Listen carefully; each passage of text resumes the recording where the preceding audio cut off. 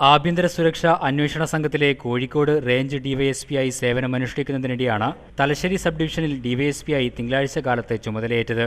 മലപ്പുറം വണ്ടൂർ സ്വദേശിയായ ഷൌക്കത്ത് അലി 1997 തിരുവനന്തപുരത്ത് SI ആയിട്ടായിരുന്നു സർവീസിൽ പ്രവേശിച്ചത്. പിന്നീട് പൊന്നാനി, കൊണ്ടോട്ടി, മലപ്പുറം, തൃശൂർ, കോഴിക്കോട് പോലീസ് സ്റ്റേഷനുകളിൽ SI ആയി സേവനമനുഷ്ഠിച്ചു.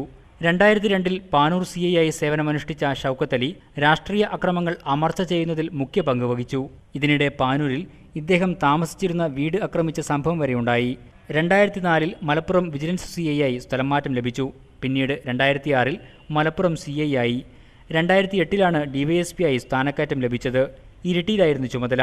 മുഖം നോക്കാതെ നടപടികൾ എടുത്തതിന്റെ പേരിൽ സസ്പെൻഷൻ വരെ നേരിടേണ്ടി വന്നിട്ടുണ്ട്. ഇതിനുശേഷം Kozhikode crime branch control room assistant കമ്മീഷണറായി. തന്നെ ഏൽപ്പിച്ച ജോലി കൃത്യമായി ചെയ്യുമെന്നും മുഖം നോക്കാതെയുള്ള നടപടി തുടരുമെന്നും DYSP കണ്ണൂർ വിഷനോട് പറഞ്ഞു.